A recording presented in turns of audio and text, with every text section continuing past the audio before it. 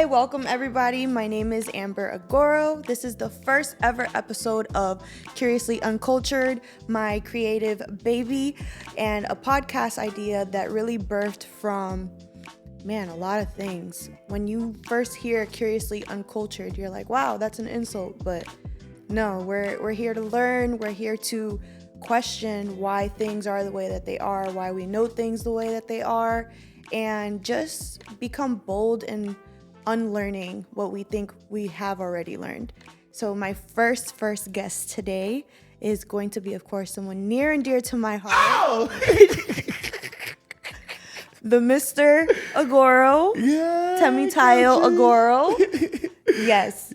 So we're here to talk about, just the differences in our culture, how we communicate, how we love, how we build, things that we learn through survival versus information that we're fed on a daily basis or just in passing by our environments. I'm a Miami native. Why don't you tell them where you're from? Y'all, you see, this is already getting into the culture. And as she said to you before, we're creating a new culture right now. I'm actually Nigerian and American. My mother, she's American. My dad's Nigerian. And our daughter, that's soon to be out, is about to have a mix of Nigerian, African-American, Dominican, and Puerto Rican. Yes. That's culture right there. So that's actually like a really, really good point. Our daughter is going to be multicultural, and I feel like as first-time parents for the both of us, it's really important to have and create an open space where she can have all her questions answered without feeling a lot of the shame that I feel like our generation suffered. Because it was always like, okay, well, you're Nigerian, you're African American, you're African American. Oh, yeah. It was crazy. Or even on the Hispanic side, in my experience, it's like, you're Dominican, but are you Dominican, but are you black? Or are you Dominican and I know black, Or like, are you Mexican? Yeah. Or if you're Puerto Rican, like, are you a no sabo kid or do you know Spanish? Like, all these little things that stopped us from connecting with other people, regardless of where you're planted, because you either know or don't know. And then you're too scared to ask questions. So they would be like, oh, well, you're so uncultured. You don't know anything about yourself or where you come from or this or that. And you know what? You're right. I'm very curious about what I don't know. But now, instead of you shaming me into not knowing or staying in my unknowingness, like, I was just the nerd that wanted to ask questions. Why don't I know what I know? It's very important for me because now everyone is like, I'm a true this, I'm a true that. They're trying to get divine in their culture. Yeah, or they want to mask as a know-it-all. But the reality is we don't know it all, which is why there's so much division, which is why there's so much conflict within our communities. And we have to build off of that for the next generation because it is about minimizing the conflict and starting a conversation that has never been had before. And creating a safe space for that is something not only like our child has made me think about, but even me. Like, I don't want to be the parent that's ashamed to tell my kid, okay, well, no, like, we're not doing this, or yes, we are going to do that because that's your culture, and her just accept it.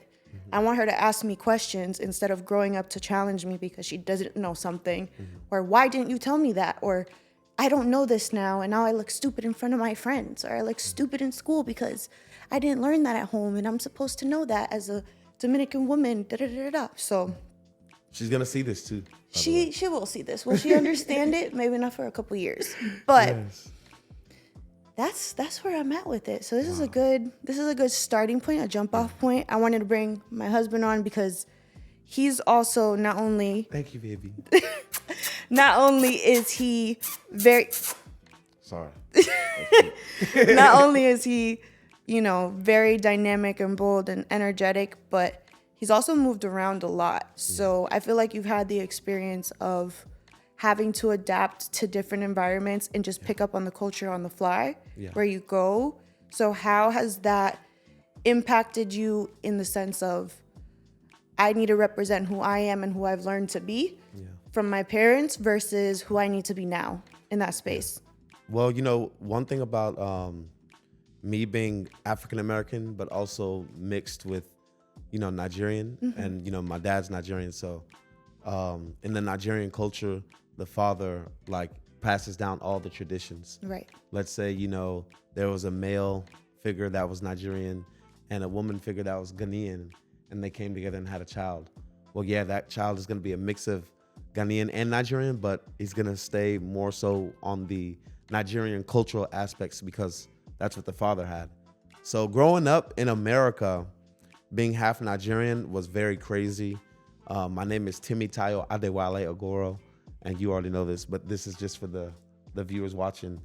It was difficult growing up because I was always called like an African booty scratcher.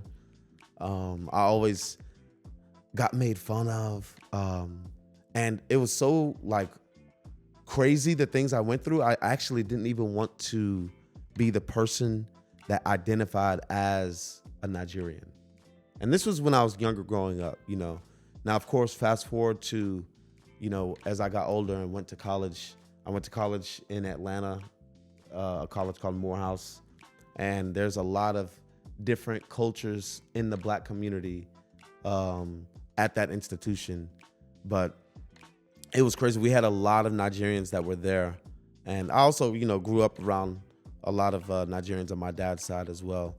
And even being around that type of family or other Africans, they used to try to call me Akata.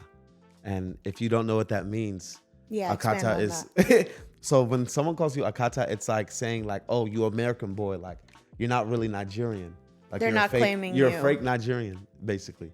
So yeah, they're not claiming you. And it's because you lack like, the ability to speak the language, which is Yoruba, or, you just come off with the whole persona of being this American washed boy that, has not have any culture.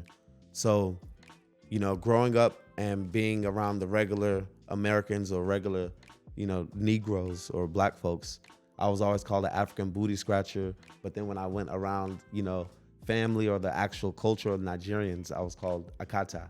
So it was hard for me to fit in.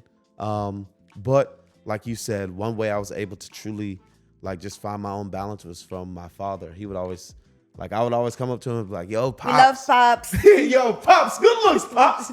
Thank you. And thank you, Mama, too. Oh, yeah. They both got along because they're both so similar in spirituality, but also in mindset. And he always told me like, Tayo, don't worry about it. It doesn't matter, I would always ask him sometimes, like, yo, Dad, why didn't you teach me Yoruba, man? Like, why didn't I learn the language? And he says, well, like, for what? Like, it's okay. You can learn. There's nothing stopping you, but it's okay. We're here.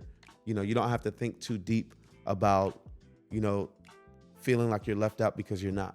You're still here. None of that stuff even matters. He made space for you, essentially.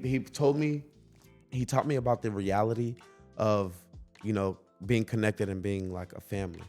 And it's deeper than culture, And so, yeah, I'm good. Right?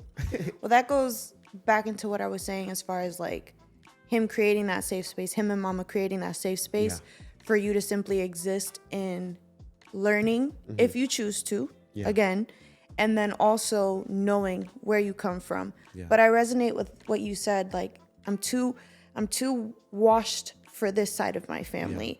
And then I'm too cultured for this side of the world that I have to participate in. Yeah.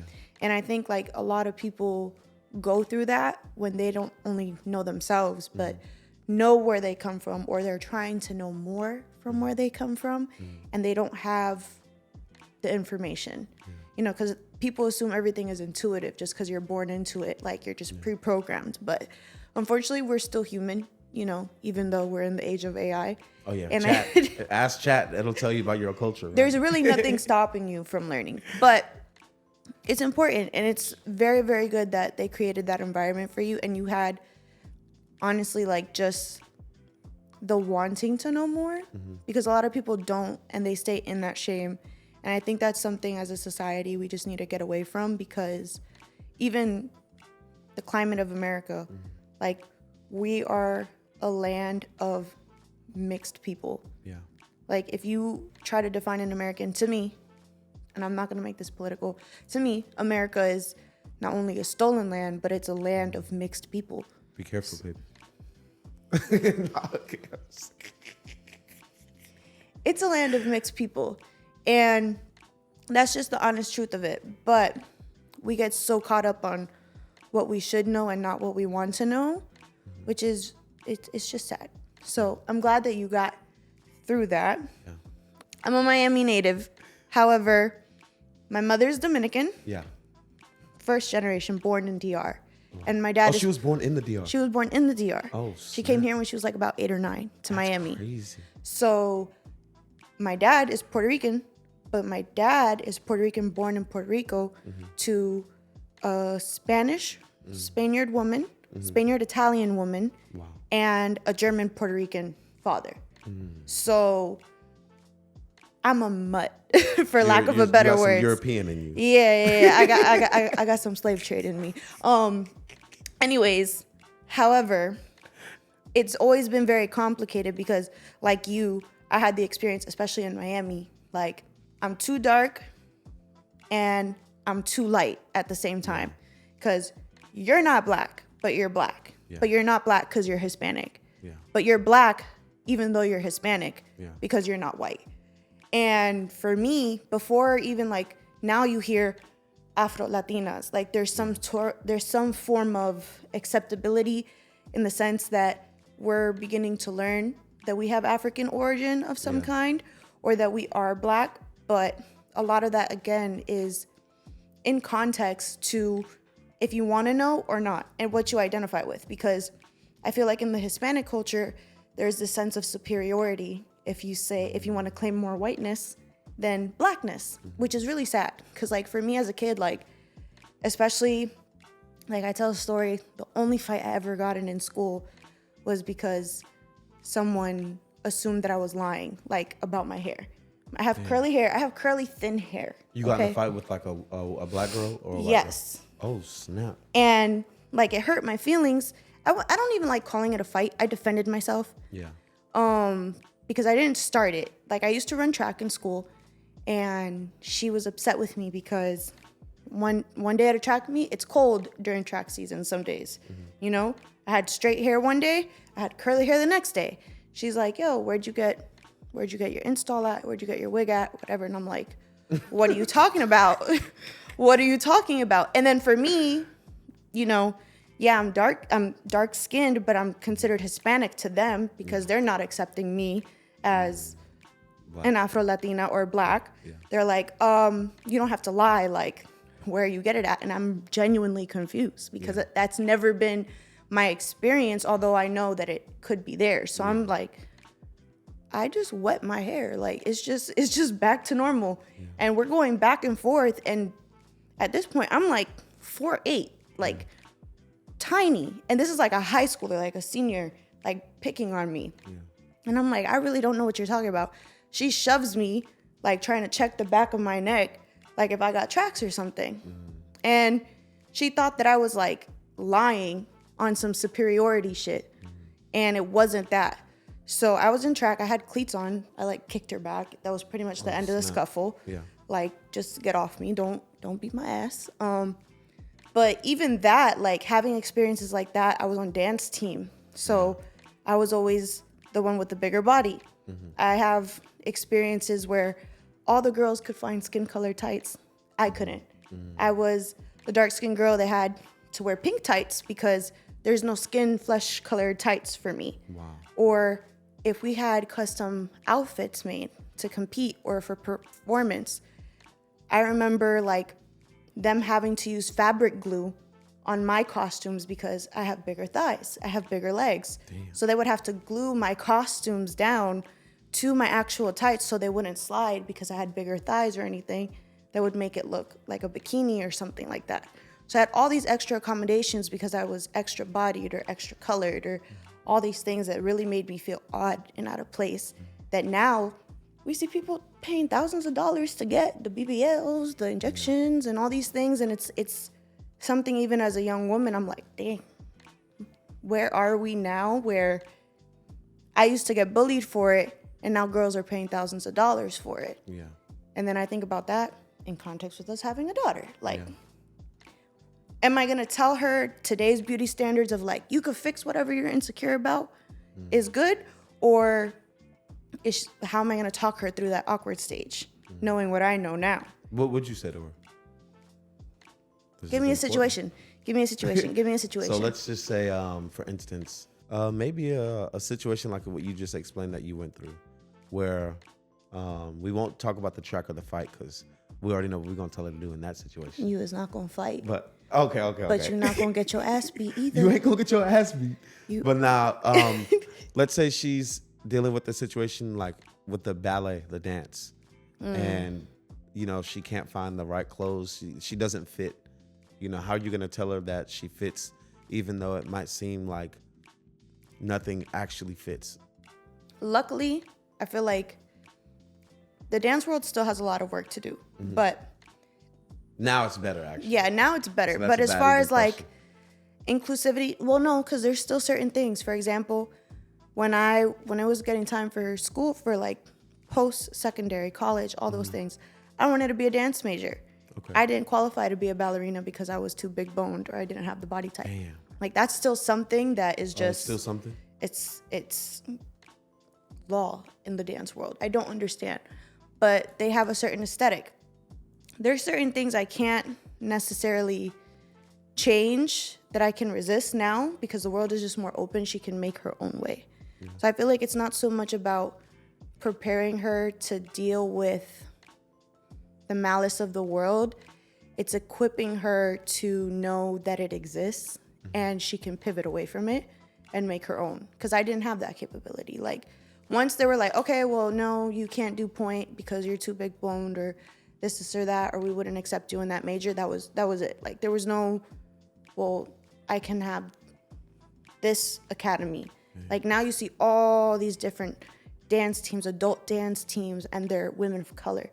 And they're accepted, and they're the ones getting booked. They're the ones dancing, getting all these different bookings and going on tours. But back then, it was so coveted. Like you had to elementary, middle, high school, in the dance team, inner hiring, inside hiring, and that was it. What made it so popular? What do you think made it change? Social media, accessibility. Accessibility to visibility without a handler or someone that was still on the inside. Wow. Because those people could only see who was in front of them through these programs. Now, any kid goes viral on social media, you can get 1 million calls the next day. And they're contacting that parent directly. They're not, unless you're an agency yourself, you know, they don't have to go through hoops. But back then, it was like, I need to find the school they're going to. And then talk to the teacher. And then maybe the teacher will give me the parent's contact and all this stuff. Which is a good and bad thing because obviously there's security measures there. Like you gotta watch that kid's social media. But there's just so much more tools that we didn't have back then. It was like, if you're seen, it really is a once in a lifetime chance. Now, any kid can make a one-time trending video at any time. You can make 1,000 videos. Even if they only see one, that's the one that counts. And that's what a lot of these kids sit at home doing nowadays. Yeah. There's so many more child stars nowadays because they have the ability to do so with this little piece of metal. Yeah. We didn't have that. I had a flip phone till I was like 14, 15 that I shared with my brother. The Razor? Was it a Razor? I had a Razor, and then I had the Motorola one, the Metro Motorola one. Oh, the Hello Moto. Yeah. Yeah. So, and me and my brother shared it. So he was always playing the little snake game on there. Oh, yeah. I didn't have a phone. That was my experience. Yeah. But like you, we have a daughter. Mm-hmm. But for little boys out there, like what were probably the experience that they had? Like your athletic journey even. Yeah. You went through some things going through school, post-secondary with college and all that. Yeah. How did it affect you, especially you being in Texas? You mentioned to me being one, if not the only boy of color in your schools. Yeah. How did that affect you and frame you up? Yeah, growing up, I grew up in a very like white part of Texas called Aledo, Texas. And so there's literally not many black people at Aledo. And it was hectic, but I did know as a young like kid that I was different, you know. Of course, like my parents told me, but like I was literally the only like black kid you know, in our school reading like Huckleberry Finn, you know, Tom Sawyer. And if you guys don't know about that book, it's a book that talks about like slavery in its own sense, and just segregation, and it goes over a lot of different racial things, and it says the N-word a lot in it.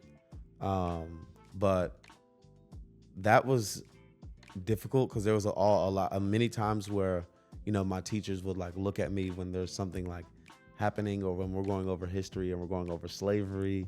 And I did feel weird. I would always feel like, I'd be like, yo, why y'all looking at me? Or I would like try to keep my head down, or my heart would like be pumping. And so I'd be like, oh God, like, can we move on to math or something?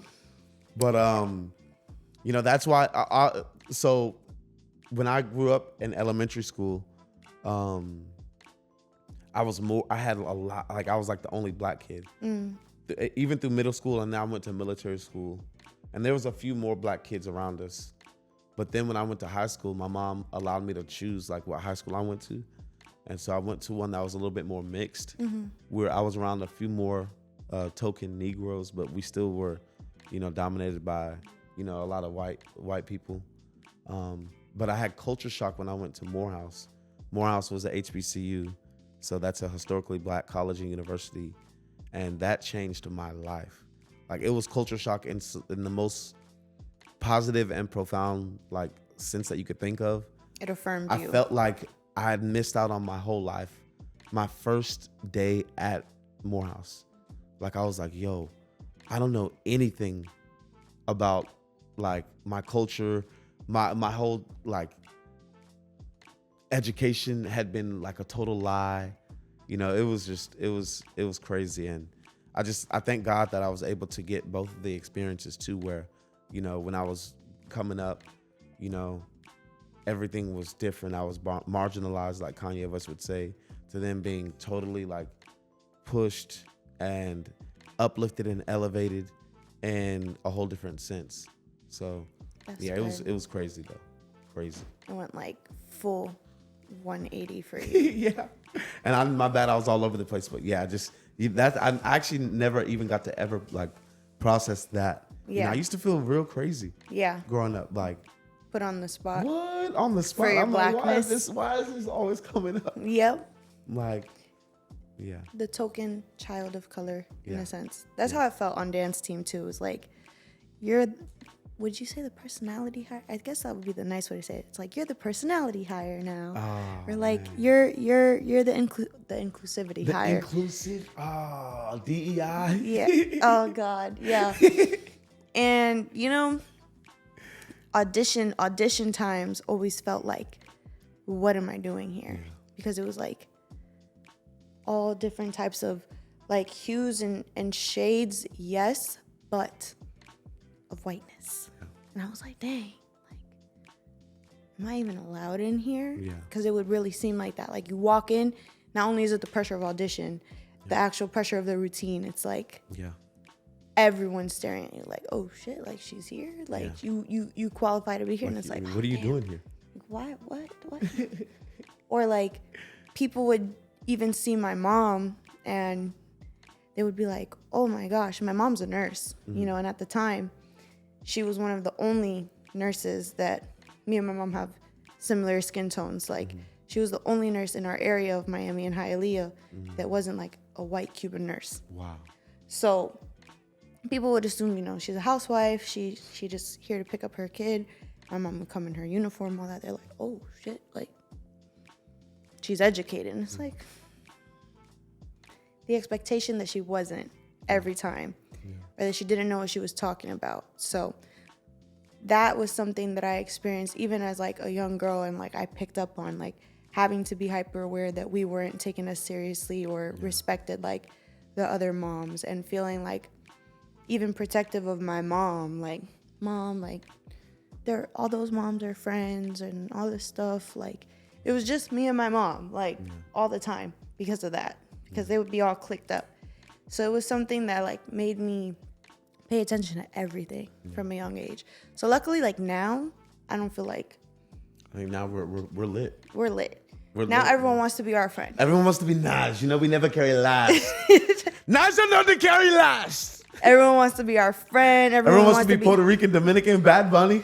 Yes, they do. Yes, they do. Yes, they do. Yes, they do.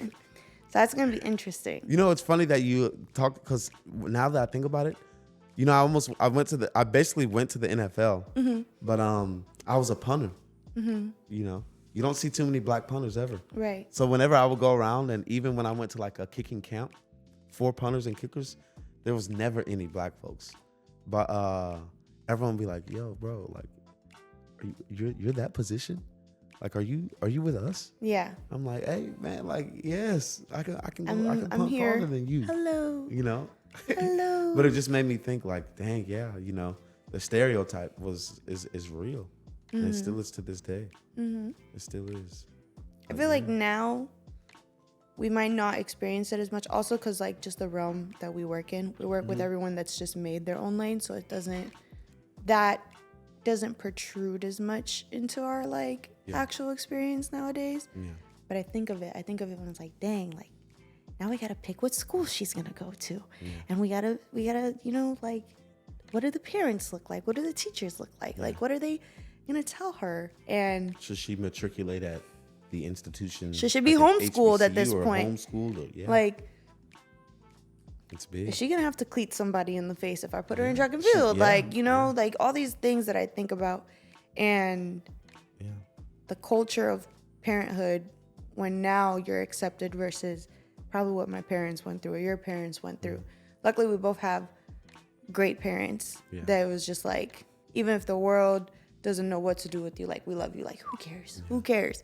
And I feel like both of our, like, her grandparents are lit. They're so lit. They're like, who cares? Who needs them? I love mom, because she goes, who gives a, who cares? Who cares? So we don't need them. Or, you know, the resources are, what was it?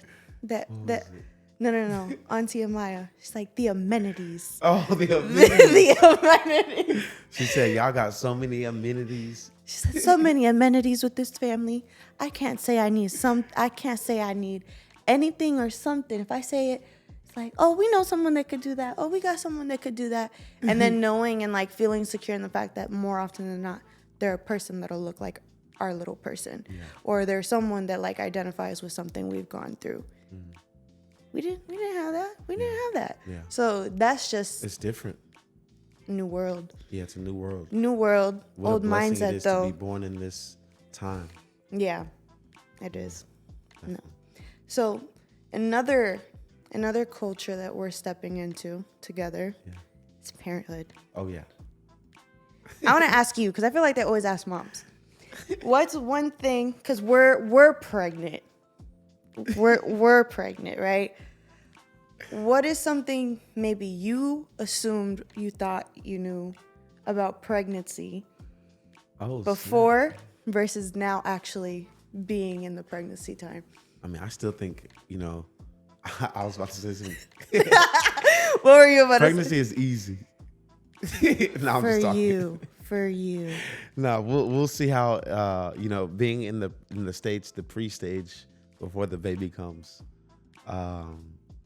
You know, I still think it's easy. You know, now of course I realize that, you know, me being as crazy as I am and being all over the place, I have to slow down. Like one thing that, you know, our parents both say, especially, you know, mama, both of the mamas, but especially your mama, what she says is, you know, like, our baby needs us. My daughter's gonna need me. So, you know, I can't be doing all these crazy things, jumping off bridges, backflipping, you know. These are all literal doing things. crazy, like, pranks that. Riding in the back of open cars. You know, hanging out of creating windows. Fires, holding fireworks, you know. Yeah, hanging out of SVJs and McLaren 765 LTs. Stuntman turned dad. Yeah. You know, so I realized I do have to slow down, because it's not just about me anymore. It's also about the family. It's about I feel like my you wife, had that my daughter. moment too. Yeah, I did have Talk that about moment. that though. moment. That was, you know, just realizing that it's like just growing up, you know. It's a big step going into parenthood, especially as a man, and knowing that you have a daughter now. You know, it's a blessing. Everyone talks about it being a blessing, but through this time that I've just been experiencing everything and just mental preparation, I actually can feel how much of a blessing it is. Like, you know, I was telling her before, you know, a son is something I've always wanted, but, you know, to be able to have a daughter, now I know this is something that is really something that is going to be for me. Like, this is what I really want, you know, and I'm excited too, because, you know, everything has changed. Like, you know, we have pink stuff. Everything is pink. You know, there's a lot. The High Rock shoes are pink. The High Rock shoes are pink. Everything is pink. But I'm excited though to go into this next chapter in a few months. We're almost there. It's funny. We have a watermelon at the house. You know, she complains about her back, and you know her belly has gotten bigger. The baby's very healthy. Yeah. So I don't know if you guys can see, the stomach is poking. It's right now. Yeah, it's there. And you know, I always like to try to get her up. I'm like, yo, come on, like let's go, like keep moving.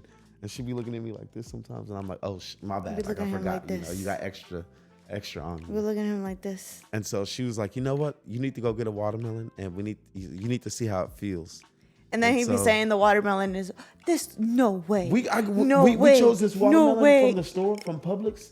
And when I tell you that watermelon is 50 pounds, I'm like, nah, it's not the same. They said the watermelon, if I put a watermelon on my stomach and wrap it around with saran wrap, like that's like the simulation of being pregnant. It is. I'm like, there's no way. That's crazy. Because if it's like that, I definitely could have never been pregnant. I couldn't have been a woman. It wouldn't have happened. But that's why I say I love my wife and that she's so strong. Because if it is like that, god damn. She got a strong back. Peakness. For real. No, but I feel like our experience overall into parenthood, it was so funny because, you know, intuition and information are two different things. They're like I feel like once I got pregnant, everyone's like, okay, secret mom knowledge. She knows everything now. So like, let's just go to her. Like, well, Amber and Temmie are parents. Let's ask them. And it's like, we don't know nothing yet. Like, she's not here yet. She's here, but she's not here. And I don't know what you want or what to do. But not only that, just everything is so funny about the fact that when we met, everyone was like, oh, you guys are moving so fast. Da-da-da-da-da. We was moving fast. We was moving fast. And then he admitted to my mom, like, oh no, we knew this was gonna happen. Like, just get me in trouble. Like, how you just gonna throw me under the bus? Because she tried to say it was an accident. And I'm like, girl, it was not an accident. Oh nah. But it wasn't. But listen, what had happened was, when I met him, I said, I'm not gonna date you and you're not gonna date me if we're not gonna get married. So, like, if we're not going to get married, we're just going to leave each other alone. Because, like, I'm focused. He's Mr. Discipline over Desire. He's focused, right? So he was like, no, you're done. And I was like, well, no, you're done. And God was like, y'all done. Y'all are done. So done. We're done. Yeah. And then she's about to be done baking. We'll get into that story another time because we're running out of time here. Okay. Where can people find you at? Well, right now, you can find me on Instagram, Amber Agoro. Yep! Amber Agoro. And make sure you follow my husband, my first guest, Ari Agoro. Season. Specifically for a reason. And we'll probably try to do another episode soon. Or the episode might be, you know. All right. With the baby. No. With the baby. It has to be sooner than that. Episode 5 with the baby. 5. You might have to bring other guests on, or maybe another pregnant sister or somebody. I don't know. We'll be talking about the culture of motherhood and parenthood. Yeah. I think this was good. This is good. This was good for now. I wanted to show that culture isn't necessarily where you're from, but it's what you absorb and learn, and just invite you to stay curious and have conversations about the things that you don't know, so that you can learn instead of just feeling like an awkward, unknowing person, because there's no reason not to know things. Even AI knows things, and they're not even a real person. So get educated, stay aware of whatever you need to stay aware of. Definitely. And even if you are uncultured, that means, You don't know what you could know. So don't be scared. Be aware.